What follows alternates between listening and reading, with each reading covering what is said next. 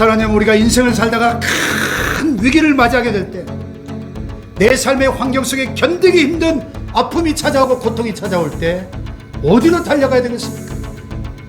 그때 달려 들어가 안길 품이 있습니까, 여러분? 아멘. 하나님의 자녀들이 인생의 위기 상황 속에서 그 상황 속에 찔려서 피를 흘릴 때 달려가서 안길 수 있는 하나님의 품이 있다는 게 얼마나 다행한 일이겠습니까? 사상 초유의 코로나19 팬데믹으로 인해서 지구촌 모든 대륙, 모든 나라, 모든 사람들이 한 번도 겪어보지 못한 새로운 세상을 경험한 지가 이제 2년이 다 되어 갑니다. 한 두세 달이면 끝나겠지 했던 것이 델타 변이를 필두로 해서 계속해서 새로운 변이 바이러스까지 등장하면서 도대체 언제 이 코로나 시국이 끝날 것인지 누구도 장담할 수 없고 예측할 수 없다는 것이 우리 모두의 마음을 더 무겁게 짓누르고 있습니다. 오늘 아침에도 잠깐 뉴스를 보니까 그 아스트라제네카 백신을 만들어낸 사람이 나와서 말하기를 집단 면역은 불가능하다. 위드 코로나와 함께 가야 된다. 이렇게 말하는 걸 봤습니다. 또 전문가들은 설령 코로나가 끝난다 하더라도 이 포스트 코로나 시대는 비포 코로나 이전 시대로 결코 우리는 돌아갈 수 없다. 이렇게 팬데믹 이후에 더 많은 변화를 경험할 수밖에 없다고 이거동성으로 전망하고 있습니다. 그렇다면 이렇게 우리가 한 번도 겪어보지 못한 경험들을 단순히 부정적인 경험이 아니라 긍정적인 경험으로 바꾸고 오히려 더욱 건강하고 아름다운 세계로 나아가는 기회로 바꾸기 위해서 우리가 어떻게 해야 할 것인가, 이런 질문을 던지지 않을 수가 없습니다. 요즘은 그 화장품 가게 가면 립스틱은 지고 아이라인만 뜬답니다. 거리 나가보면 온통 마스크를 쓰고 너도나도 돌아다니니까 입을 닫고 눈과 귀만 빼고 열고 다닙니다. 그래서 코로나19는 남녀노소 지위고하를 막론하고 아주 공평한 세상을 만들어 주었다고 말합니다. 마스크를 쓰고 돌아다니다 보니까 이런 생각이 들어요. 이제는 자기 얼굴 드러내는 일 그만하고 쓸데없이 지나치게 많은 말 떠들어대던 그 입을 좀 다물고 대신 열심히 보고 열심히 남의 말에 귀를 기울여 듣자, 이런 메시지를 우리에게 전해주는 것 같아요. 전 세계를 누비고 다니는 우리나라 사람들도 해외여행도 이제는 좀 올스탑하고 다 멈춰졌는데 진작에 좀 더 절제되어야 하지 않았나, 그런 생각도 하게 됩니다. 우리 사회 전체가 분노로 가득 차 있는 것 같아요. 그래서 너도 나도 공격할 대상, 희생양을 찾아서 혈안이 되는 것처럼 보입니다.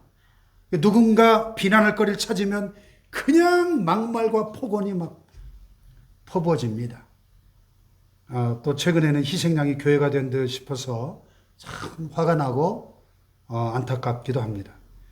물론 교회가 이웃사랑을 실천하는 빛과 소금의 사명을 감당해야 되겠죠. 어떤 집단보다도 방역 지침을 더 잘 준수해야 되겠고요. 그런데 방역을 핑계로 이때다 싶은 듯이 교회를 핍박하고 탄압하는 현실이 분노하게 만듭니다.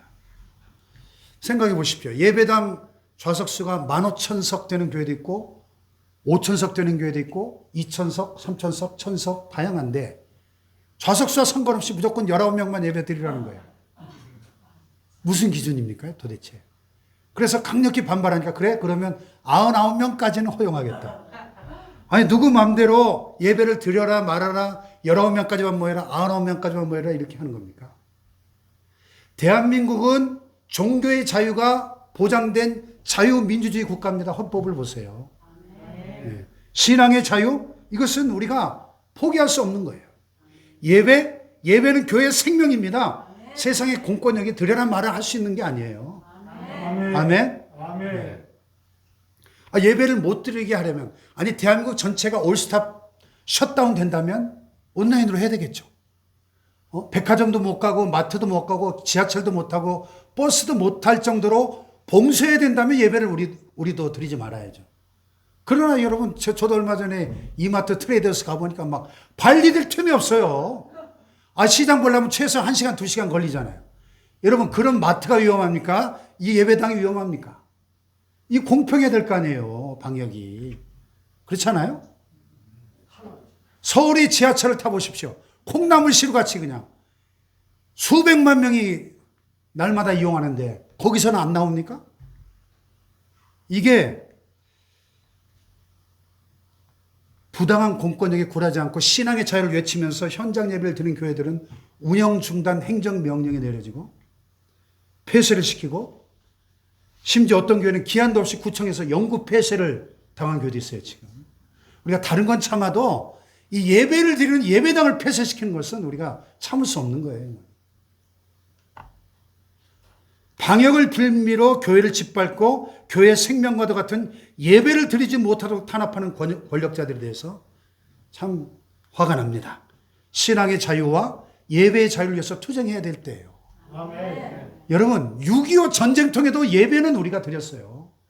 3년 동안 그 수백만 명이 죽어나가는 전쟁통에도 예배는 드렸다니까요. 예배는. 네. 아무튼 참 지금 어렵지 않은 사람이 누가 있습니까? 힘들지 않은 사람 누가 있겠어요? 마음이 답답하고 우울하지 않은 사람이 누가 있어요? 그래서 저도 하도 답답해가지고 밤마다 이렇게 시청 주변을 걸어요. 1시간씩 집사람하고. 너무 답답해가지고 만날 사람도 없고 갈 데도 없고 그냥 시청 돌아 밤마다. 너무 답답해가지고. 고난과 아픔을 겪지 않는 가정과 교회가 어디 있겠는가? 여러분, 우리가 이렇게 인생 살다가 어려움을 겪고 우리의 가정과 개인과 교회에 고난이 찾아올 때 그 문제들을 어떻게 해결해야 되겠습니까?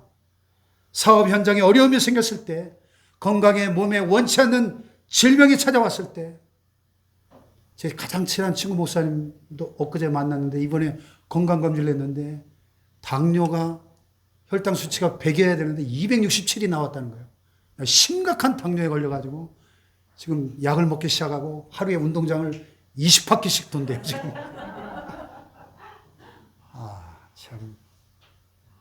좋았던 관계들이 깨어져 나갈 때, 무엇보다 영적 위기가 찾아왔을 때, 그 문제들을 어떻게 해결해야 되겠습니까? 코로나19 팬데믹 상황을 여러분 지금 어떻게 맞이하고 어떻게 지금 극복하고 계십니까?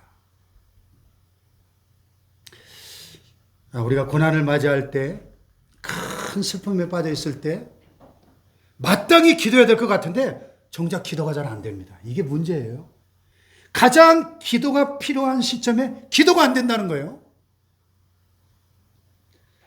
우리 인생의 위기 가운데 우리가 마땅히 빌 바를 알지 못한다. 로마서 8장 26절에 이와 같이 성령도 우리 연약함을 도우시나니 우리가 마땅히 빌 바를 기도할 바를 알지 못하나 오직 성령이 말할 수 없는 탄식으로 우리를 위하여 친히 간구하시느니라. 아멘. 그래서 오늘 본문 여기 45절에 보면 우리의 시선을 사로잡는 한 구절이 나와요. 기도 후에 일어나 제자들에게 가서 슬픔으로 인하여 잠든 것을 보시고 그랬습니다. 예수님의 제자들은 예수님께서 이제 하나님 아버지께로 돌아갈 때가 되었고 십자가를 지시고 죽으셔야 한다는 이 청천벽력 같은 말씀을 들으면서 큰 슬픔에 빠지게 되었습니다. 그런데 그런 슬픔으로 인해서 그 다음에 기도했더라. 그렇게 이어져야 될 것 같은 오히려 잠들어 있었다는 겁니다.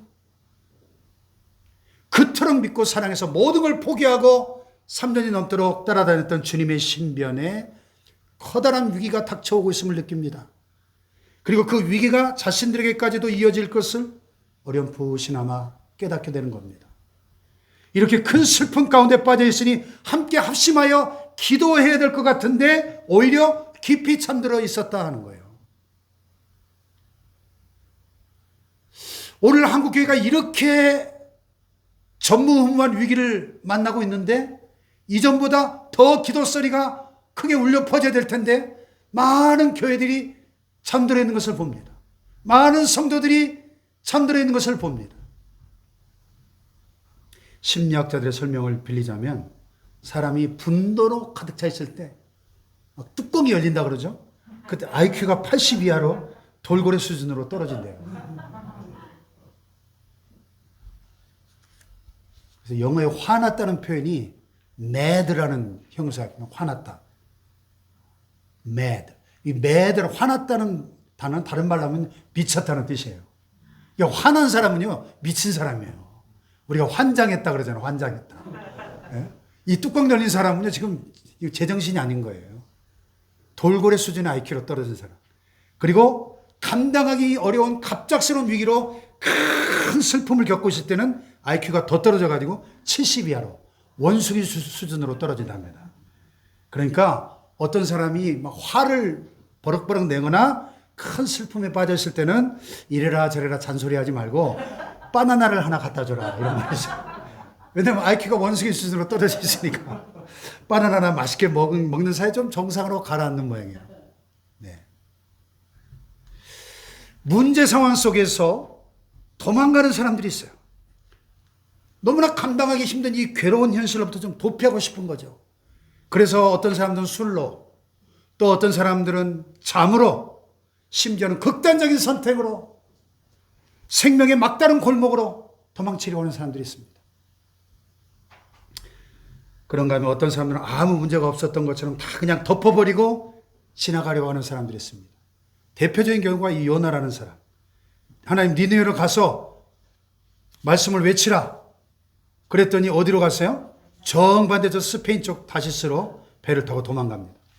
원수 나라에 가서 말씀을 전하라고 하니까 그 하나님의 명령에 분노를 느끼고 도망가는 겁니다. 그리고 배미창으로 내려가서 어떻게 해요?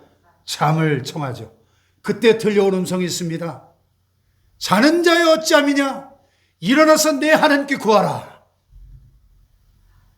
잔다고 문제가 해결되더냐? 도망간다고 문제가 해결되더냐?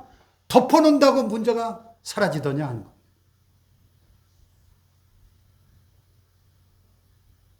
아이들이 놀이터에서 신나게 뛰어놀다가 넘어져가지고 무릎이 깨져서 피가 나고 코에서는 코피가 흐르면 노리고 뭐고 어디로 달려갑니까? 엄마! 그러면서 엄마 품으로 달려갑니다.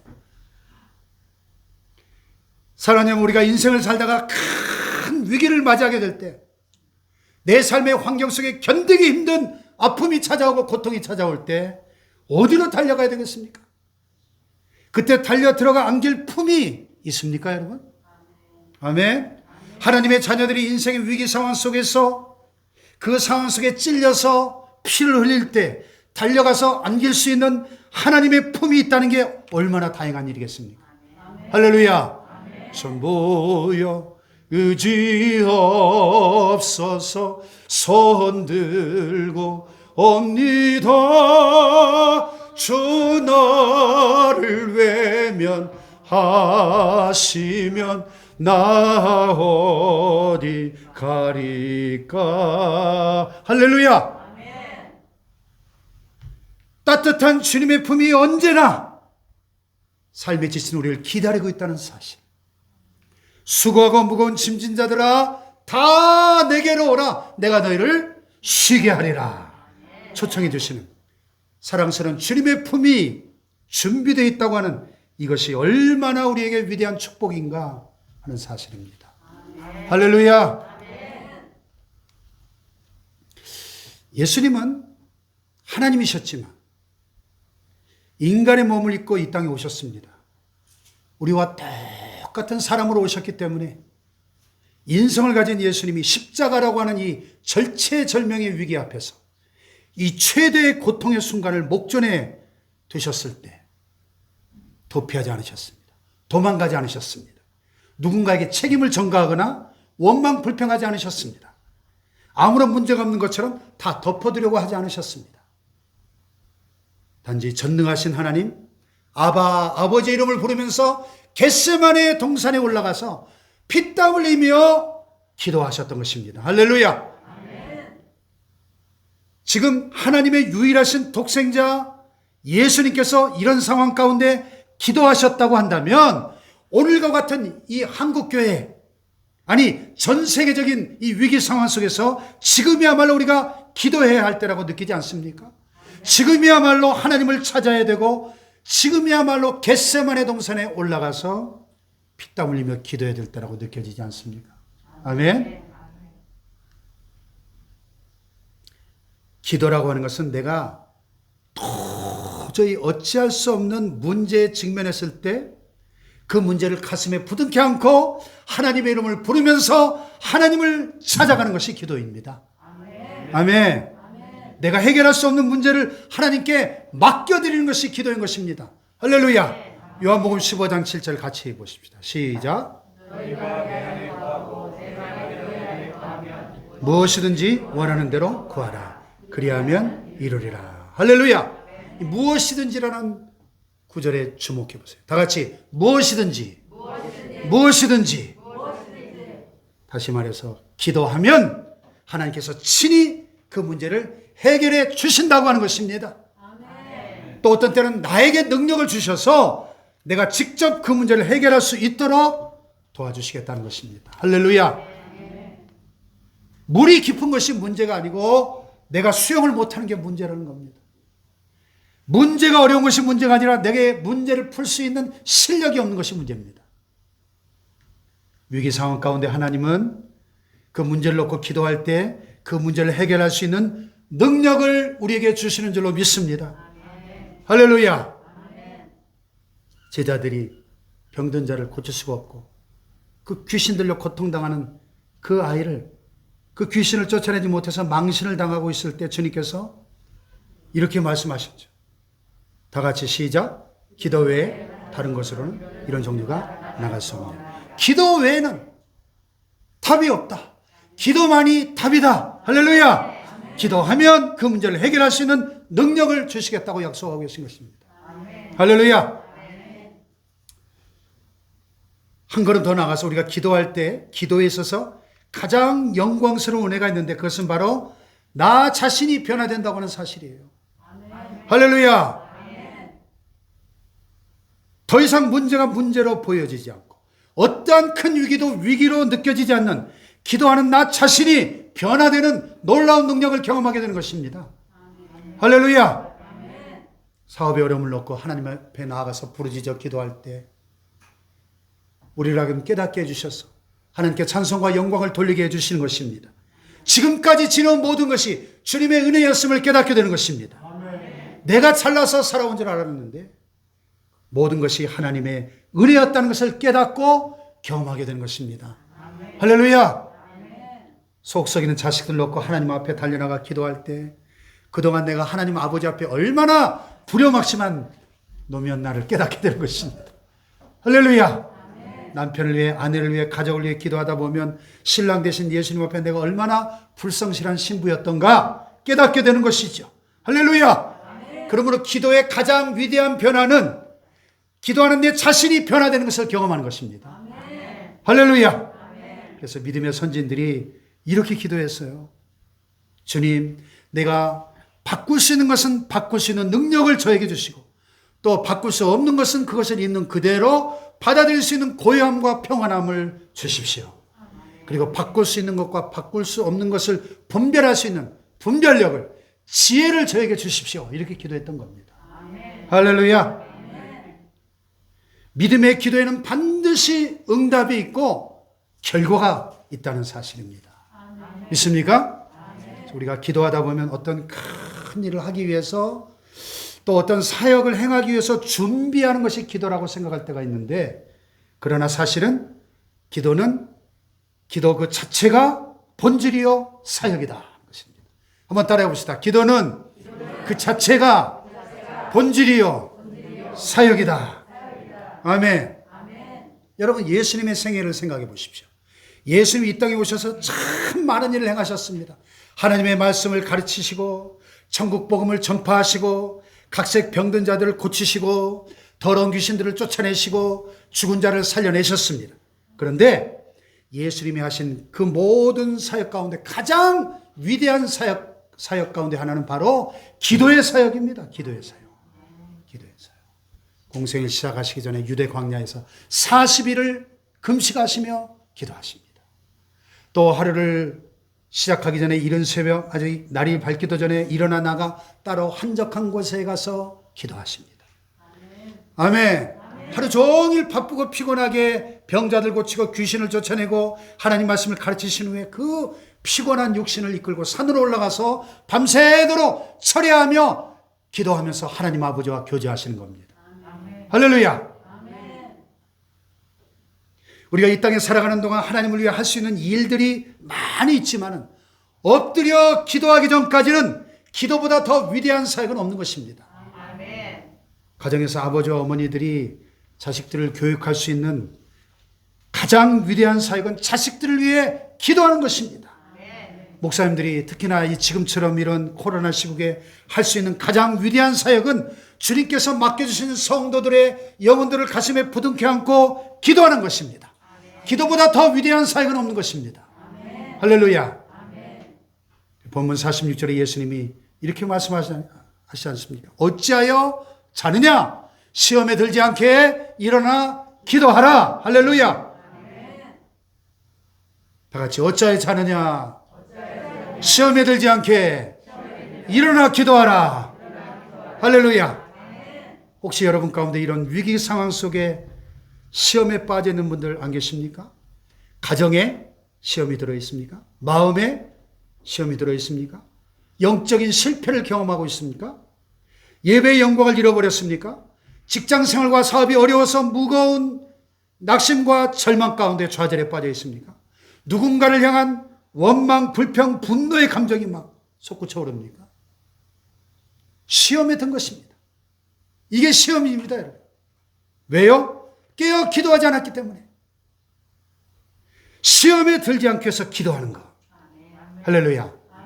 그런데 이것은 사실 기도의 가장 소극적인 이유고 기도의 가장 적극적인 이유가 있습니다. 적극적인 이유. 오늘 본문에 예수님께서 무릎 꿇고 얼굴을 땅에 대고 간절히 기도하십니다. 막 땀방울이 핏방울이 될 정도로 힘쓰고 해서 더욱 간절히 기도하셨다 그랬어요. 42절에 이렇게 기도하십니다. 다 같이 시작. 아버지여, 만일 아버지의 뜻이거든 이 잔을 내게서 옮기시옵소서. 그러나 내 원대로 마시옵고 아버지의 원대로 되기를 원하나이다. 아멘. 아버지의 뜻을 알기 위해서, 그리고 그 뜻에 순종함으로써 그 뜻을 이루기 위해서 하는 기도, 그것이 기도의 가장 적극적인 이유가 된다는 것입니다. 할렐루야. 하나님, 지금 한국교회가 왜 이런 위기를 겪어야 되는 겁니까? 전 세계가 왜 이런 코로나 팬데믹 상황 속에 절망하고 좌절하고 고통받고 있는 겁니까? 하나님의 뜻이 무엇입니까? 과연 무엇이 변화되기를 원하시는 겁니까? 우리가 무엇을 어떻게 해야 되는 것입니까? 하나님의 뜻을 깨닫기 위해서 하나님 앞에 엎드려 기도해야 된다는 것입니다. 아멘. 할렐루야. 아멘.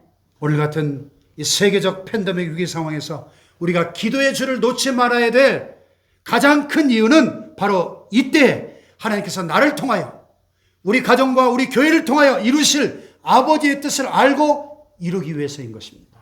아멘. 할렐루야. 아멘. 여러분, 인류 역사상 가장 기도가 필요 없는 한 분이 계시다면 예수님일 거예요. 그렇잖아요. 예수님이 왜 기도가 필요합니까? 얼마나 능력이 많으신데, 말씀으로 갈릴리의 풍랑을 잔잔케 하시고 죽은 나사로를 살리시고 더러운 귀신들 말씀 한마디에 쫓겨나가는 그 권세가 있고 능력이 있는 전능하신 주님이 기도가 필요 없는 분인데도 그렇게 처절하게 기도하셨다면 하물며 한없이 연약하고 허물 많고 죄성이 많은 저와 여러분은 얼마나 더 정신을 차리고 처절하게 기도해야 될까요? 할렐루야. 문제 상황 속에서, 위기 앞에서 우리가 어떻게 기도해야 되겠습니까? 어떻게? 우리가 마땅히 기도해야 될 텐데, 나 자신을 위해서, 우리의 가족과 사랑하는 자녀들 위해서, 우리 교회를 위해서, 위기에 찬 이 6만여 개의 한국 교회들을 위해서, 대한민국 우리 이 사회와 이 민족을 위해서 마땅히 기도해야 될 때인 줄로 믿습니다. 아멘. 할렐루야. 아멘. 걱정하고 염려하고 절망하고 좌절하고 낙심하고 원망하고 불평하기 전에 기도해야 될 때인 줄로 믿습니다. 아멘. 할렐루야. 성경적으로 보면요, 하나님은 당신의 백성들이 이 고난 가운데 있을 때 늘 회복을 약속해 주세요. 고난과 회복, 고난과 회복, 이 패턴을 봅니다. 하나님의 백성들이 포로로 끌려가 있을 때, 전쟁의 위기에 빠져 있을 때, 전염병이 창궐할 때마다 하나님은 시온의 회복을 약속하십니다. 이 위기 상황 다음에 더 멋진 세계를 약속하고 계신 것입니다. 할렐루야. 기적을 약속하고 계신 것입니다. 축복된 미래를 약속하고 계신 거예요. 그런데요, 우리 마음속에 한 가지 의구심이 들어요. 아니, 하나님이 회복을 주시려면 그냥 회복시켜 주시면 될 텐데. 기적을 약속하시면 약속대로 기적을 베푸시면 될 텐데. 은혜와 축복을 약속하셨다면 그 은혜와 축복을 그냥 베풀어 주시면 될 텐데. 근데 하나님께서 내가 회복하리라 약속하신 다음에 에스겔 36장에 보면 시온의 회복을 약속하시고 이어지는 37절에 이런 말씀이 나와요. 그래도 이스라엘 족속이 이같이 자기들에게 이루어주기를 내게 구하여야 할지라. 따라해 봅시다. 그래도 이스라엘 족속이 이같이 이루어주기를 구하여야 할지라. 그래도 이루어지기를 내게 구하여야 된다는 거예요. 그래도 기도해야 된다는 겁니다. 하나님이 약속하셨지만 회복시켜 주실 것이지만 그래도 내게 기도해야 할지라. 이게 그래도의 비밀, 그래도의 원리입니다. 다시 말해서 기도라고 하는 것은 내 욕망을 이루기 위해서, 내 욕심을 위해서 매달리는 것이 아니고 하나님이 주신 약속을, 하나님이 주신 응답을 이루기 위한 방편이다 하는 것입니다. 아멘. 할렐루야. 아멘. 하나님 우리에게 이미 응답하셨음을 믿고 그 응답을 이루기 위해서 길을 닦고 하늘의 문을 여는 열쇠가 바로 기도다 하는 것입니다. 아멘. 할렐루야. 아멘. 우리가 신앙생활 하다가 어려움이 닥쳐올 때, 위기가 있을 때마다, 큰 슬픔이 있을 때마다 기도해야 될 때구나 느껴지는 그 자체가 이미 응답이라는 겁니다. 이런 위기 상황 가운데 내가 기도해야지. 내 기도가 멈춰지면 이 시대는 위기를 맞을 수밖에 없을 거야. 내가 기도해야 돼. 여러분 가슴속에 기도에 열망이 생겨났다면 이미 하나님이 여러분 가운데 임재하시고 응답이 임하고 있음을 믿으시기 바랍니다. 기도의 자리로 나가 무릎을 꿇었다면 이미 하늘의 문은 열리고 있는 것입니다. 문제는 사라지고 있는 것입니다. 기회가 만들어지고 있는 것입니다. 기적은 일어나고 있는 것입니다. 할렐루야. 한번 따라해 봅시다. 그래도 기도해야 할지니라. 그래도 구하여야 할지니라. 할렐루야. 시온의 회복을 약속하신 하나님, 이 그래도의 비밀이 여기 숨겨져 있는 것입니다.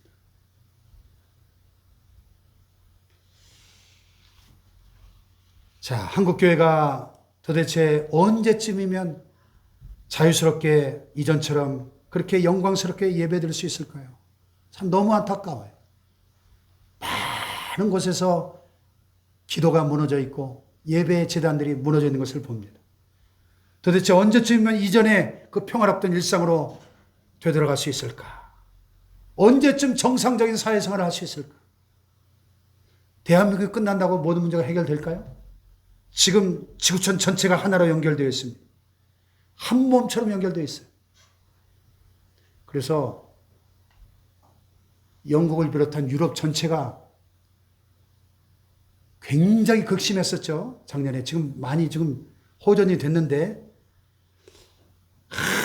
한참 유럽 전체가 막 하루에 수천 수만 명씩 확진자가 나오고 사망자가 막 속출할 때 이탈리아의 한 무신론 의사가 하도 많이 죽어나가니까 이런 얘기를 했더라고요. 하나님을 안 믿는 무신론 의사인데 지금 우리에게 하나님이 필요하다.